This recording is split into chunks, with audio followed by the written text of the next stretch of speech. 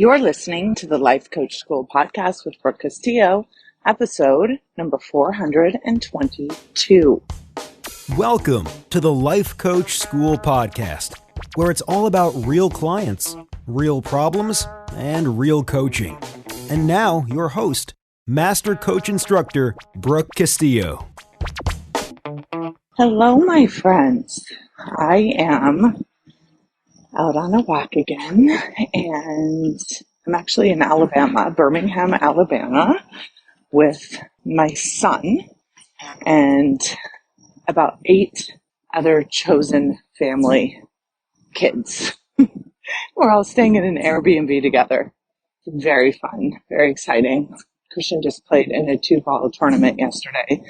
Amazing to watch. He played so well. They missed the cut by 1 because they double bogeyed the last hole, which was a bummer, but still such a fun time with everyone. And so I'm out here. I'm about to fly back today, but I'm out here on this gorgeous trail.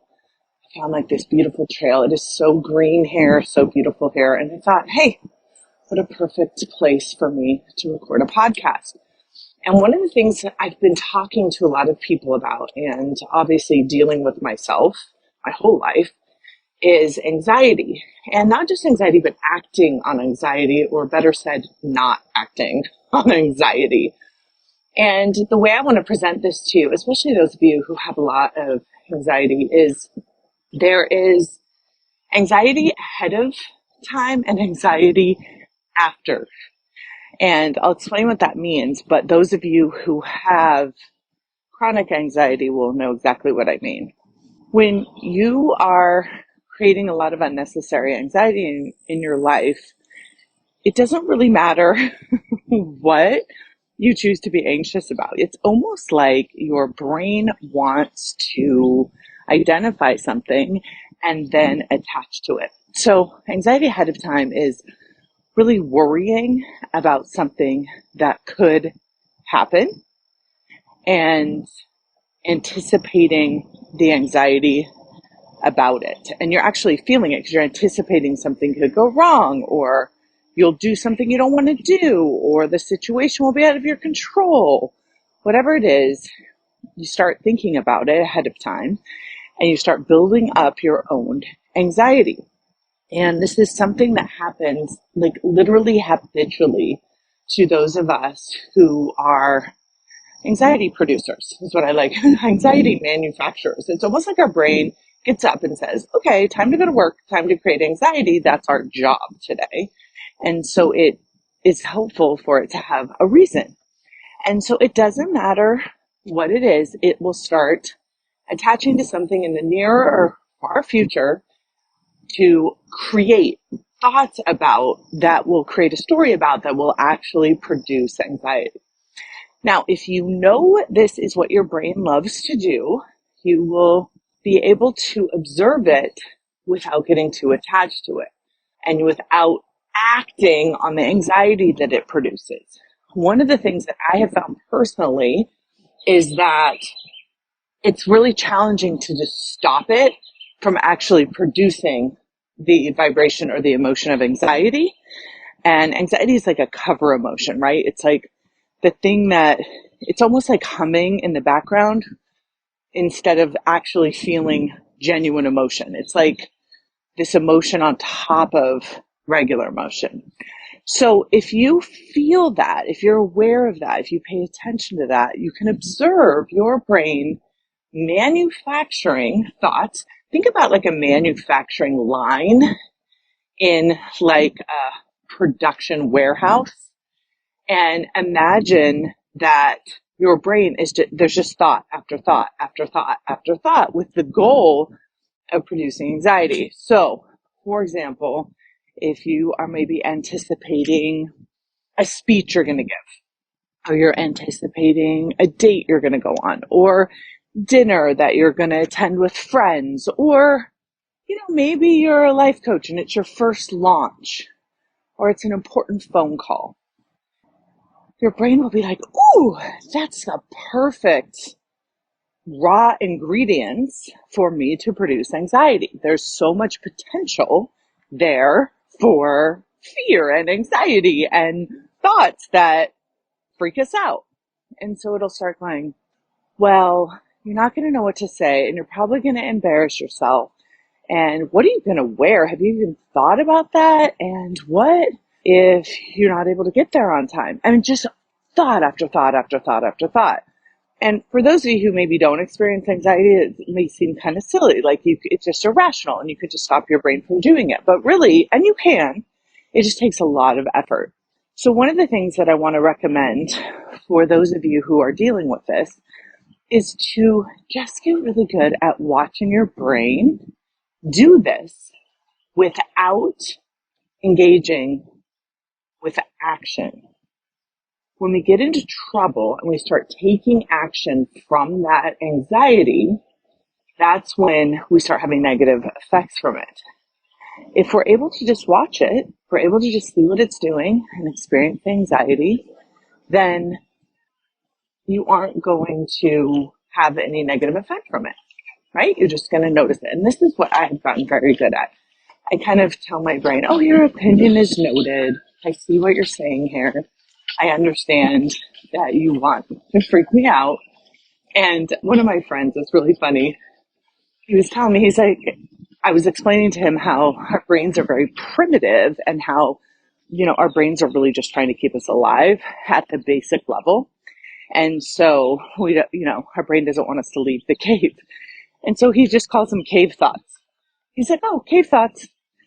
And when you are seeing your brain having cave thoughts, you can just be like, oh, that's from the primitive brain. It's just freaking out. That's its job, is to help us survive. It's not a big deal. It's just old school thinking, cave thoughts, which I think is amazing. It's like, oh my gosh, I'm totally going to steal that. So notice your brain telling you and anticipating trouble, anticipating quote unquote danger, anticipating embarrassment or humiliation. And when you watch your brain do this and you watch the feeling that it produces, I have found it to actually be fascinating at how I can get so worked up over something that will most likely never happen. And my body will have a visceral reaction to thoughts that I'm creating. And it makes me truly understand the power of our own thinking ahead of time. Now, if we feel that emotion and we're not paying attention, it is likely that we will do a few different things. One of which is buffering to not feel that anxiety. We're manufacturing it, we're producing it. We are the ones, creating the thoughts that are making us feel that way. And then we are also taking action to not feel it, to escape it, to get away from it. So if you're not aware, you just feel irritable and kind of frustrated and like crawling out of your own skin maybe. And you'll want to dampen that vibration. One of the ways that many of us have dampened that vibration is by overeating a lot of food to create kind of a dullness in our body so that vibration doesn't ring as loud. The example that I've used before is like an empty crystal glass. When you kind of ding on the side of it, if it's empty, it gives a very loud vibration. If you fill it up with snacks, it's a much duller vibration. And has been my experience, many of my clients' experiences with overeating, is that it dulls the vibration of anxiety. So I remember thinking about this and wondering, okay, so that's actually quite genius that we do that. That in an attempt to protect ourselves, we are dulling our own vibrations because it's uncomfortable. And if we can notice that we're doing that, we notice that that's our attempt, then we can ask ourselves, okay, so what is it about that vibration that seems to be so intolerable? What is it about the body experiencing anxiety that makes us want to crawl out of our skin and get agitated and get irritated? And as I was doing this, it was kind of like a meditation, right? As I was doing this, I realized that when you experience it on purpose, it's really not that big of a deal. It's when it's in the background. It's when you're not paying attention to it, when it's not something that you're noticing on purpose, that it almost unconsciously just keeps punching you in the face.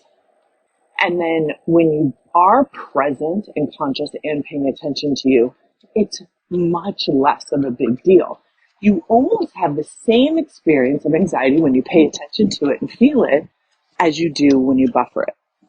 Another thing that you might be tempted to do is to act it out. So for example, if you are going to an event, let's say, you may be tempted to cancel it. You may be tempted to call a friend and have them like deal with your anxiety too. Like maybe start talking about how, oh, well, I don't want to go to this event anyway because I don't like this person and I don't want to talk to them and they make me feel this way. And all of a sudden you're gossiping about the event that you're planning on going to. Or maybe you start procrastinating on that speech you're supposed to give because you're not wanting to think about it because it's freaking you out. Lots of things. I mean, what is it that you do when you're anxious ahead of time? How do you deal with that anxiety? How do you act it out? If you are someone who's anxious in relationships, you may start telling a story about the other person and weaving a story about how they're somehow mistreating you, or they're somehow ignoring you, or they're somehow, not following through on something they said they would do. And it's all made up in your own mind. You're not even creating something that's based in reality. You're creating something because you're manufacturing anxiety. That is the goal of your brain at this moment. And so I know I've done this before. I've created entire stories about how other people were going to mistreat me or were mistreating me. Or the other thing that I do is I manufacture stories about how people are hurt or harmed or I'm never going to see them again. So, for example, if I'm in a relationship with someone I'm dating and they haven't called me back or something, I'm like, okay, great. Like, this isn't going to work out. This person doesn't want to talk to me. And really, they're just in a movie or in their car or, at work.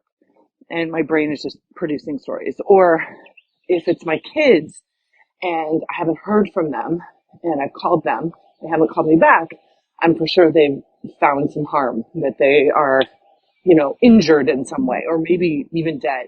My brain just goes there. And now I kind of notice it and I'm like, okay, girl, you're just having anxiety. And I will tell you that one statement is a lifesaver for me. Just telling myself, oh no, this is just you having anxiety right now. Your brain is manufacturing anxiety. This isn't real life. This isn't actually happening.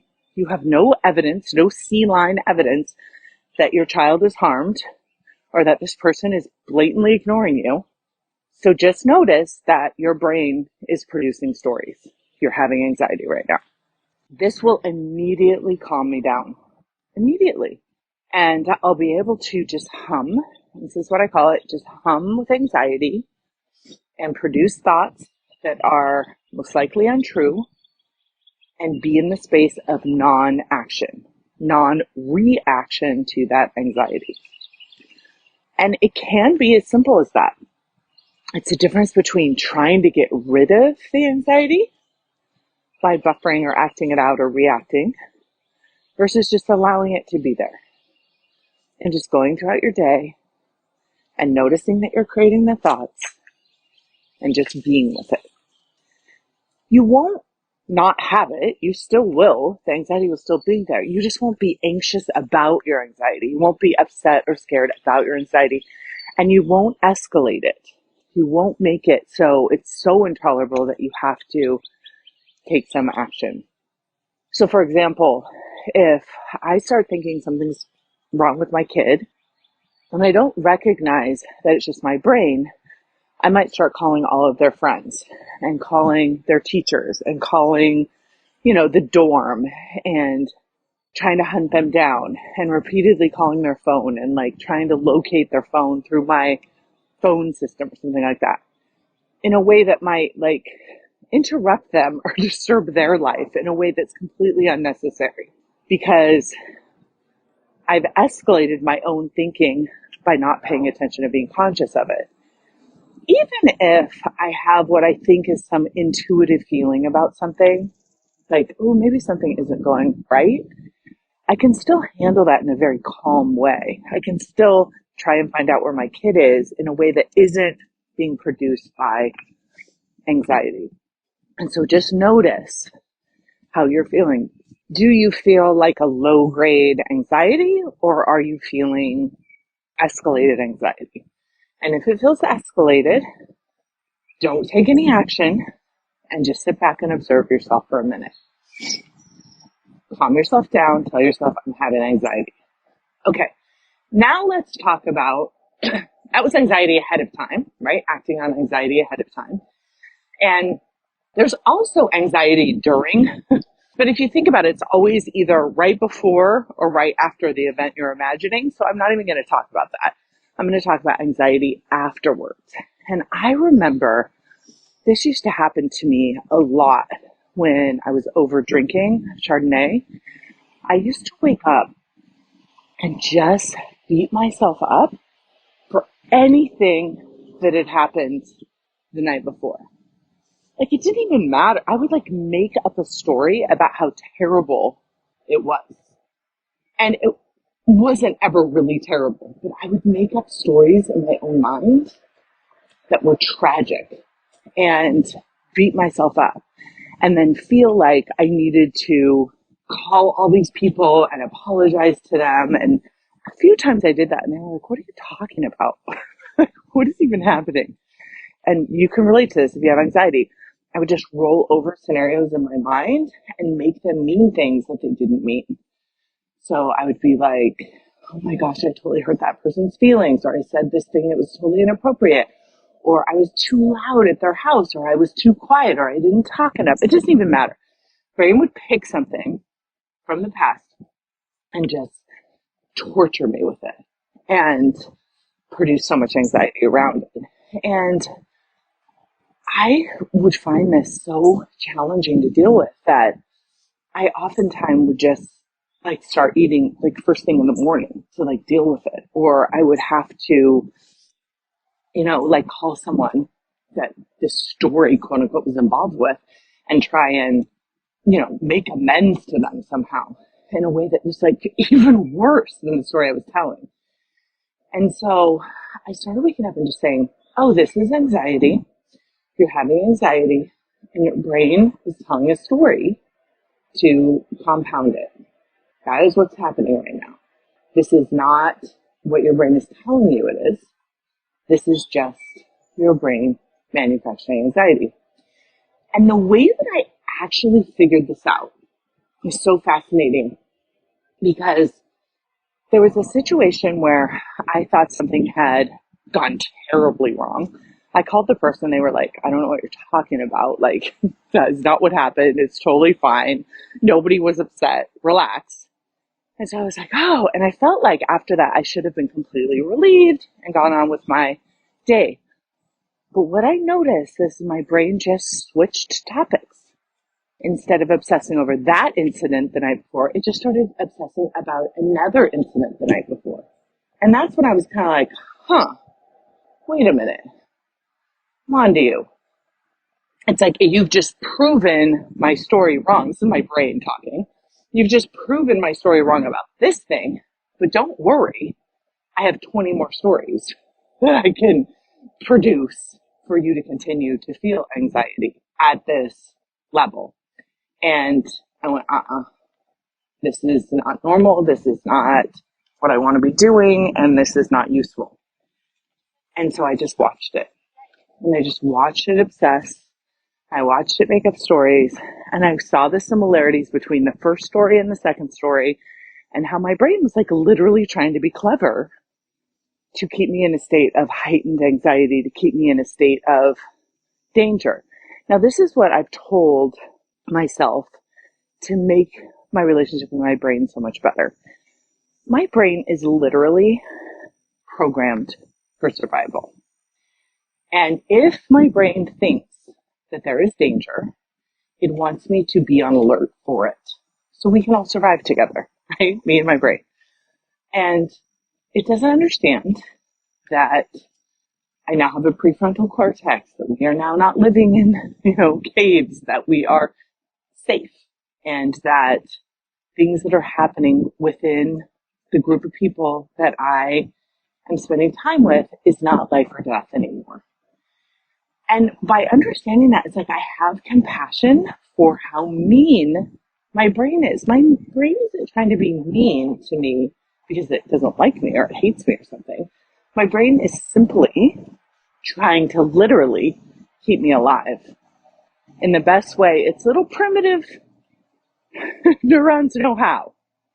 And so by watching that from that perspective and just saying, oh, you're having anxiety, your brain thinks you're about to die, your brain thinks you're in harm's way, it calms me down and it helps me.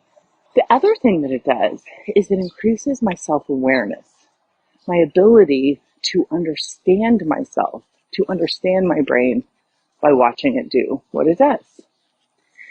Not only that, it helps me with my clients, with my students.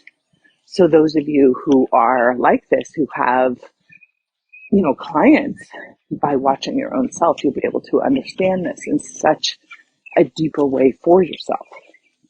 And it can be so helpful as you're going through your life, as you're going through your job. And even if you don't have coaching clients, even if you're just talking to your friends or being with your friends around this, it's a perspective that might be able to help you if they're experiencing anxiety.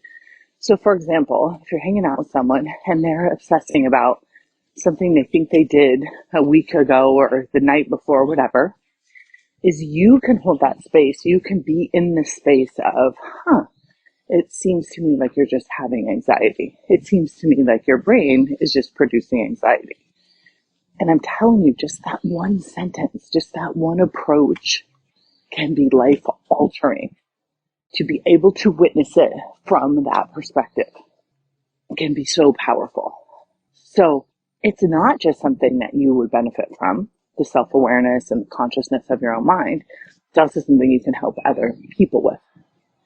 And one last thing I want to offer about this, because I think it matters, is that one of the gifts of coaching and self-coaching is a truer understanding of the human experience, an increase in empathy for what it is like to be human and have a human brain.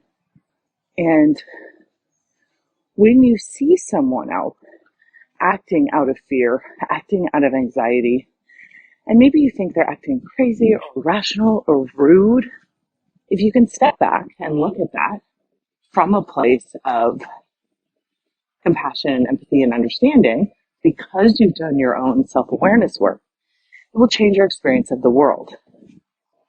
And there will be times in your life where you will react irrationally. You will react from your brain, doing what brains do, and producing anxiety that is unnecessary. And maybe from that place you'll snap at someone or yell at someone or say something you don't mean or buffer in a way that impedes your goals in your life. And instead of reacting on top of reacting and getting mad at yourself and beating yourself up for doing that, or reacting and beating up the other person mentally for what they're doing, maybe you can just stop and step back and be like, okay, human brains. Human brains freaking out because they think they're in danger. Human brains freaking out because they're primitive. And there's not enough pause, and there's not enough awareness, and there's not enough use of that prefrontal cortex to act in a mature way at this moment. So not only will you be able to manage yourself and control your emotions and yourself so much more, but you'll also have more compassion when you can't and when other people can't. And for me, that has made a huge difference in my life. To be able to understand the brain's desires to react is innocent. It's protective. It's based on survival, genuinely changed my life.